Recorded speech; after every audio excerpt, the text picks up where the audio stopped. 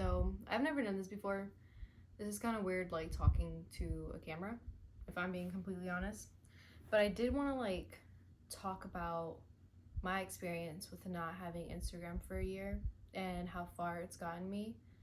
So wind back to the very beginning.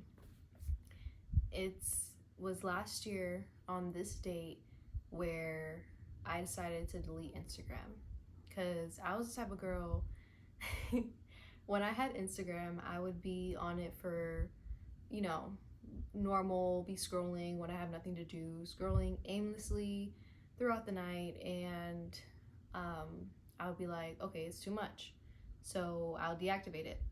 And I'll deactivate it for like months at a time, sometimes 6 months, three.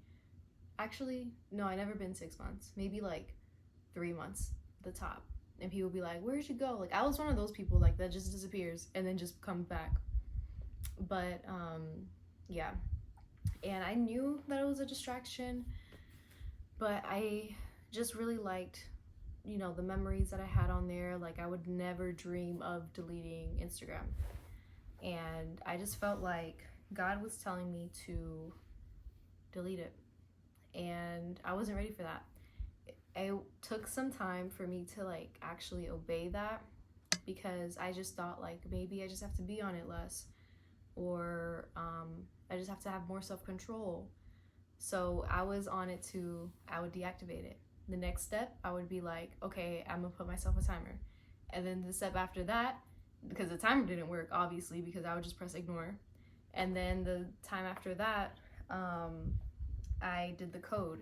So I would ask Josue to put a code on, and for me, like once the timer goes on, like I can't go back on it because I don't know the code. That didn't work because it got me begging Josue, please just give me like 15 more minutes, like all of that. Like I was like a little kid wanting candy. And I just knew, okay, God, like this is obviously not gonna do anything, so I deleted it.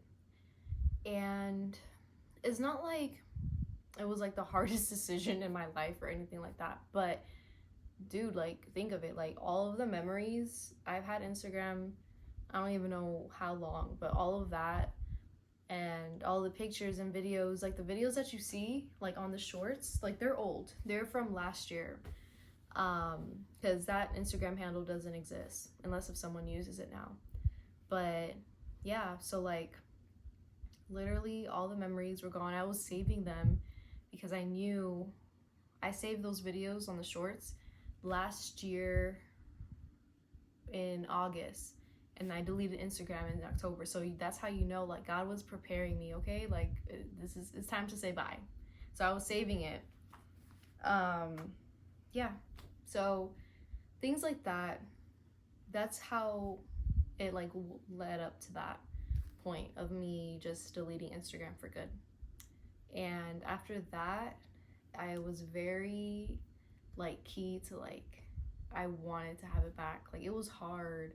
Like it's so weird like to have, it wasn't like it wasn't an addiction.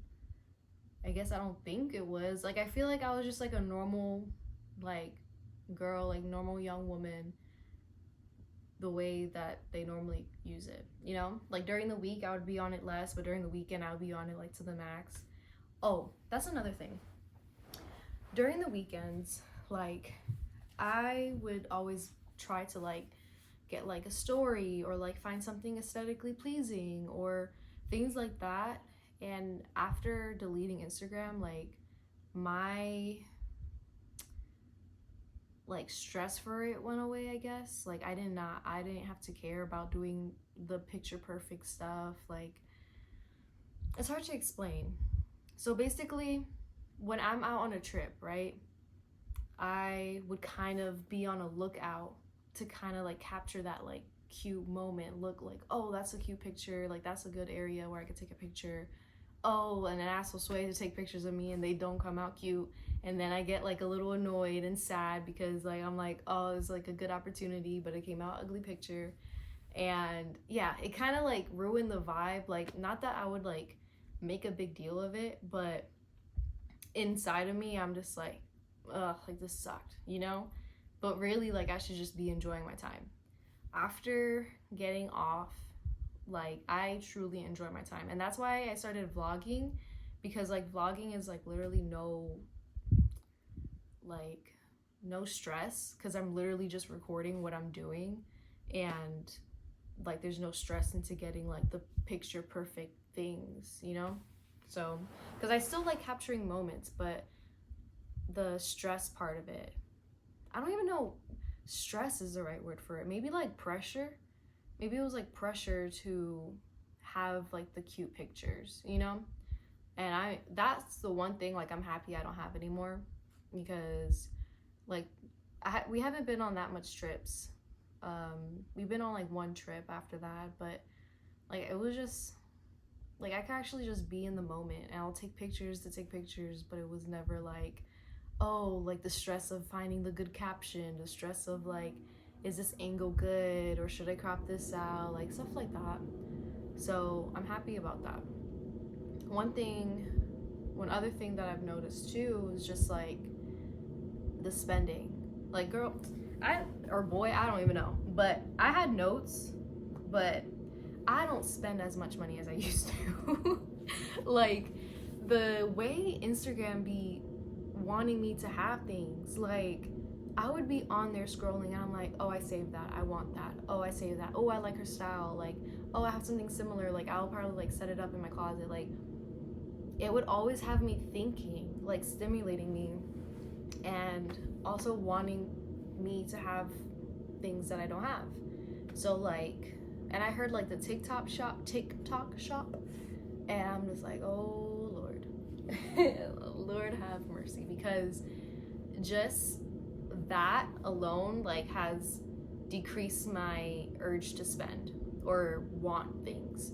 Like, maybe I go on Pinterest once in a while to like find inspirations of outfits and stuff, but like, you know how people have like Amazon hauls, and oh, look at this, like, oh, look at this food place, like. And also, like, I'm not like trashing people that have Instagram or like talking down like, oh, you have social media. Like, no, that's not what I'm trying to do. Is more so just like sharing how not being on it has helped me personally. Like, it has helped with my spending, helped with my, what did I say earlier? What was I talking about earlier? Oh, like enjoying the moments, like when you're in the moment. Because I realized like myself of like, oh, I'm out and about. Before, like I would be like, you know, trying to get the moment, you know, without like being in it. Like vlogging, like I could just be in it, but just like recording. Like, I don't know, it's just different. I don't know. But yeah, so that was another thing I've learned about it.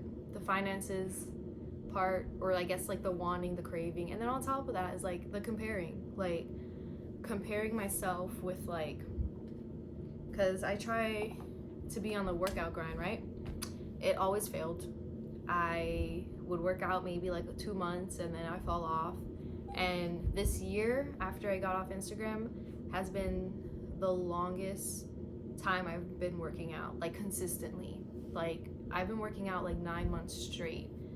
And I think that has a big part of Instagram too, because comparing myself to like all the tutorials on like what to do and like the girls' type of bodies, and I'm not the type to like look at a body and be like, oh, I want that, or like, oh, I wish my butt was bigger, or like, I do but I don't. Like, I don't like, I'm not in my head about it too much, you know? Like, I scroll by at it, I'm like, oh, she got a nice like figure, like, and I scroll again. It's like one of those things. But like, if you keep doing that continually, and then those like quick thoughts like, oh, like she looks really pretty, and then like it messes with your brain of like, I need to do more, like I need to do better, you know? So again, I don't know if that makes sense, but I wasn't like, I wouldn't say like I was insecure with myself or anything like that physically. Yeah, but that's another thing I've noticed, of just like the comparison has gone down like tremendously. Even like comparing of like, oh, like she went out, hey, Rio, she went out and like, oh, this was a really aesthetic place, like I want to go, like, I don't know, it's gotten better. Let me see if there's anything else that I wanted to say before I move on. Okay. So with this past year, God has taught me so much about myself, like in a span of like, because like as I'm reflecting from last year October to now, I could see the progression of where has God taken me and where the growth I've been having by spending more time with him, because it has. And I believe that's why God was telling me to get off Instagram, because it was just a distraction. It was just a distraction for me from actually experiencing growth with him. It started off with learning how to be a better wife, like a godly woman, a godly wife. Like in the beginning of my marriage, like I was kind of like nagging Josue, and I noticed that about myself because I've never been that person before, and just like complaining and like wishing he could do more and things like that. That's never been my personality. So I've noticed that in me, and I'm like, I don't like that.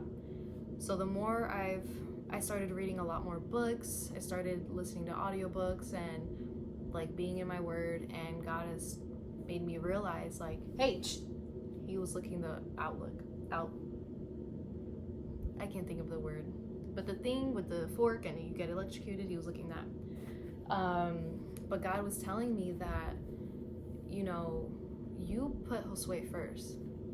You have been putting your husband before me, and to a point of like, you know, if something happened, like I would call Josue right away. If like a crazy thing happened at work, or like I would call Josue right away without, or if a decision to make, like I would call Josue without going to God first, or with my feelings, most importantly, my feelings. So whenever I would have something bubbling up, I would go to Josue, and he wouldn't really handle that very well. Like when I give him my being vulnerable, he wouldn't treasure it as what I thought he would.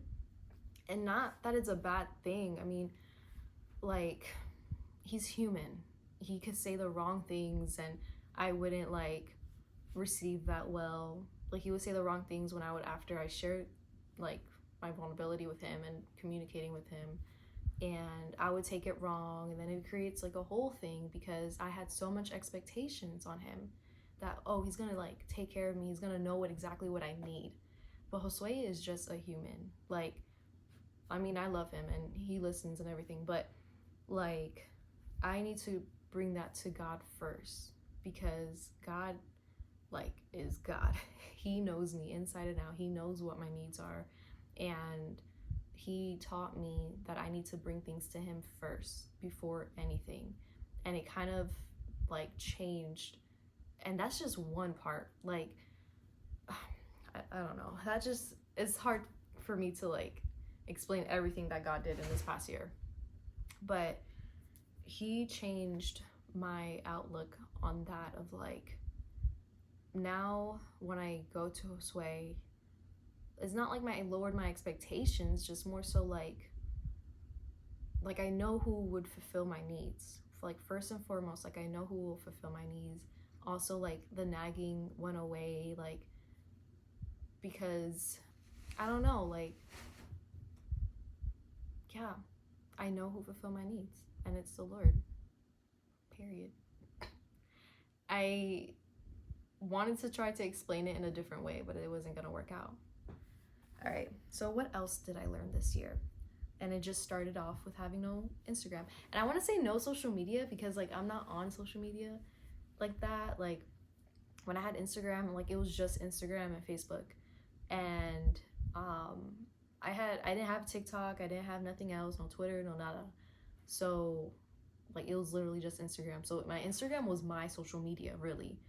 But I know like I can't say that because technically I got YouTube, I got Facebook, and like yeah. So what was I gonna say? That was just a side tangent. I don't even know. All right. So another thing that, this is kind of going into like the marriage aspects of it. When I first married Josue, when I first married Josue, in the beginning of our marriage, I had like a crippling fear of something happening to him. And that goes back to me putting Josue first before God, because like just the thought of it, of something happening to him, like I couldn't breathe, and I just felt like I would be in despair, like my life would be over, like actually, like I can't live anymore if he's not living.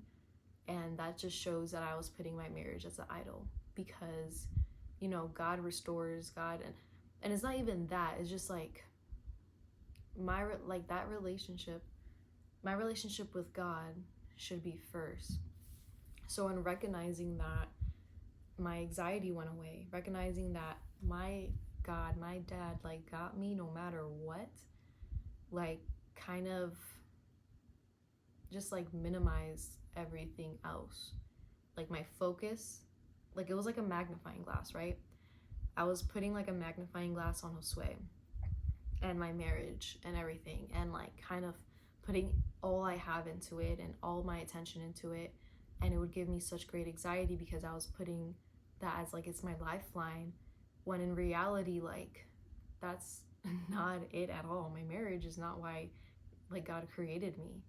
Like God created me to love others, to share his gospel, to you know, just to live through me, to give him glory. And that's the bigger picture. So I moved my magnifying glass, I switched it over to God, and that became my focus. And I'm not saying that it's been like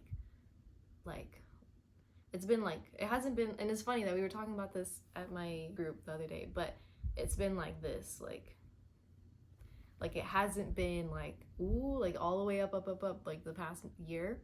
It's been like up, and I'm talking about my spiritual growth, up and down, but there's like still a progression of going up, in a sense of me growing, you know. Another thing that God taught me, oh Lord had patience with me, was I would get offended like easily, and it took a long time for me to make that realization. And not just like, oh, like I hold a grudge, it's not really like that, but just like I would hold hurt, you know, like I would hold like I would be okay with that person the next day, like apologize, but I would still hold that hurt, and I wouldn't like truly forgive and truly let go. And I felt like I had every right to like not forgive, like I had every right to be upset. And I won't get into that, but God, the way it took a long time for me to truly forgive someone. And it also made me realize that I wasn't even like the person or the thing, it was more so me. Like it uncovered something in me that God wanted to reveal so that I could grow more with him. And I talked to Tish about it, and we called it it's called like the spirit of offense. So for me to get like offended easily and carry that hurt, like God was telling me to let that go, and it took a long time to let it go, but it's let go. So now when someone does something that I could take the wrong way, like I see the difference now when, like, you know, if someone does something, like I'm like, oh, but then I drop it fast. Before, like I would be like, ooh, and then I would be like, oh my gosh, like that's annoying, and then I still carry that hurt moving on. But I don't hold it anymore. And again, it's not like a grudge, because I feel like a grudge is like you're just not cool with that person anymore. Like, I don't know, that's my opinion. It could be a grudge, I don't know, but I just would hold it against, like I would just hold it for me, not necessarily against them, but more so like I would be hurt. I don't know, but thank God that I'm not there anymore. I mean, it's still like a struggle, but I feel like I was really delivered from that, because like now I just go straight to him when something happens, rather than me overthinking and being offended and like all of this stuff. I go straight to him, and that it just makes it easier now. It's not like I'm perfect and like nothing offends me. It's not like that. is just easier to let go. And that was like a big thing that God taught me this past year. Another thing is friendships. So that was like a huge thing for me. Like, I have like a handful of friends and they're all great, like I love them, but I didn't like go out of my circle. After I graduated college, like my friends became more so like, you know, like family, but I didn't grow in a sense of like looking out to seek more friends. And I feel like a community is so needed. It's not like I'm trying to ditch them, be like, all right, bye, like I need more friends, but more so it's like me and Josue are like growing up, like we need to create like a community around us. Like no matter how long we've known them, we either known them for 5 years, 2 years, 1 month, like still seeking community is important, you know? So I have learned a lot with the new friendships that I've made about myself. One thing was that I don't like talking about myself. I would not do this last year, like vlogging. Like I've always taken videos. I've always like love taking videos of what I'm doing and stuff like that.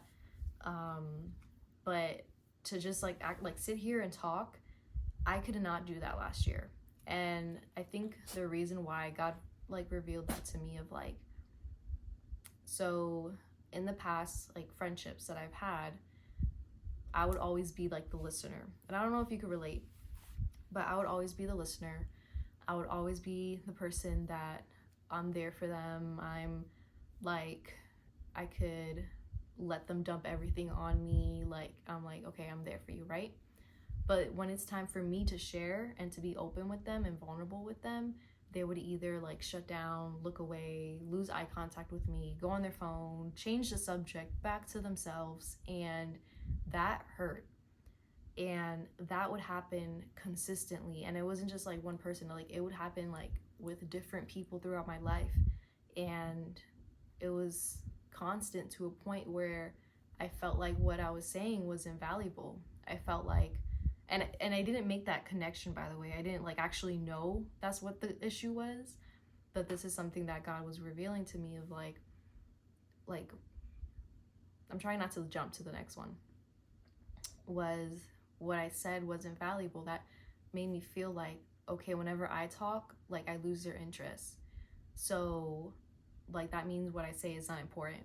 And that I tend, after that, like I minimize what I said. So I minimize how I felt. I was quick in response. How are you doing? I'm good. Or like, tell me about yourself. Oh, like I'm just like, I just work here and I go to school. Like it was hard for me to go deep with people and be like completely vulnerable and actually talk. And that's something that I want to shout out to Juju. Juju, I love you if you're watching. She has been one of those friends that called me out on it in the beginning of our friendship of like, girl, like why don't you talk more? Like tell me more about yourself. She encouraged me to talk. And it was so uncomfortable when I tell you, like that question of like, tell me about yourself. Like I hate that question with a passion, because like, what else do you want me to say? Like, get to know me. I don't know, ask me questions. But I realized like now, like if you ask me that question, I could kind of tell you about myself only because I'm feeling more comfortable talking about myself. Because yeah, like before I felt like whatever I said didn't really matter because I would lose the attention. And then now, so I'm gonna go back to that. So once I felt like, okay, I obviously am not gathering their attention, so what I say is probably not that important. But they would always tell me, the friendships that I've had growing up would always tell me like, Drew, you're such a good listener. Like Drew, like, oh my gosh, like I always go to you, like Drew. And that's one of the main reason why I've gone into like the therapy route and becoming a therapist. because I've always had that skill of like genuinely listening and you know, and hearing stories and hearing your voice, because that's a value of mine. Like, I want people to feel heard, and I wasn't receiving that because like since I value it so much, I'm like, okay, so then like my value decreased in a sense, because I felt like what I said didn't matter, you know? So yeah. But God was telling me of like, your voice matters. Like, you are, what you say have like power. Like, what you say is important to me. Like, what you say have value to me. And that's what he was showing me. But just like that alone kind of improved my friendships. It improved like the way I talk to other people when they see me. Like, I am not gonna like tell you my life story when I meet you, but I'm able to kind of carry on a conversation more about like myself, and I think that's okay. Like, if they ask me like more questions about myself, like, I'm gonna tell you, or if you don't, like, I'm gonna tell you. And that was another thing of like, if you don't, like, I just like hide, and I'm just like, okay, like, I just like shrink, and then I like put the other person like hi, and make them bigger, and like, okay, but what about you? Like, I love asking questions. Like, I ask like the most like deep questions for people, and I wanted that reciprocated, but I felt like, you know, that wasn't really important.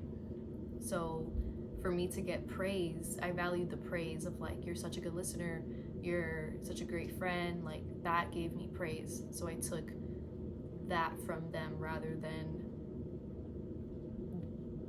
like them listening to me, like putting that boundary of like, hey, like, I don't appreciate it. You know what I mean? Does that make sense? That might not make sense, but yeah. So going to that of like putting up that boundaries of like, when someone would ask me like, oh, what were you gonna say? I'm like, no, you go first. Like, I have to stop myself now. Like, that's a boundary. I'm like, no, like, I'm gonna finish what I'm gonna say. And it's not like on them, like they did something wrong or anything like that. Like, but it's just more so for me. Like, I have control over where the conversation leads to. I'm not gonna just like let it derail me, type of thing. Also, I wanted to like talk about like, why am I on here? Why am I doing YouTube? Just cause, honestly, because it's a hobby. Like, it's fun. Like, I'm starting to like it a little more. Like, I am far from perfect. Editing is still, it's fun to me, but I'm like, the audio stuff, the things like that, I don't even know how the audio is gonna come out because I don't have a microphone. But it's been fun. I really like admire like certain YouTubers, like love Michelle Anna, Amanda Pittman, what is another one? Glory Brooks from Slice and Rice. Like, I like their, more so love Michelle Anna and Glory Brooks. Their style of vlogging is just very real. Like, I like how it's just like, I don't know how to explain it. Like, I'm not good with like explaining things like that, but it feels real, and it feels like it's a day-to-day life thing. It's not like the greatest like background or the greatest lighting or the greatest audio at times, but I enjoy watching them, and I thought it looked fun, and I wanted to do it too. And also, it's like, I'm at a point in my life, I'm gonna graduate in May for my master's program. I'm graduating for social work, my MSW, and me and Josue are I feel like we're entering this new chapter of our lives after I graduate. Like, I start my career, like the talks of having kids. Like, I want to record what's life before my career, before kids, and I want my kids to see like where we came from, and you know, things like that. And for me too, like I want to see my growth. What's wild that it just turned off. Like I didn't realize my battery was low, so it literally just shut off. But going back to like, yeah, I just want to see my growth, really. That's really it. So I'm gonna end the video. I hope this video like benefit you in any way. If it didn't, like, that's okay. I am really just trying to share my experience with not having Instagram for a year, and I'm gonna continue that. Like, I don't plan on going back anytime soon. But hopefully, like, it could relate. Hopefully you could maybe, like, this is like a sign for you to get off Instagram if you've been thinking about it for a minute, and see where it takes you if it helps you too.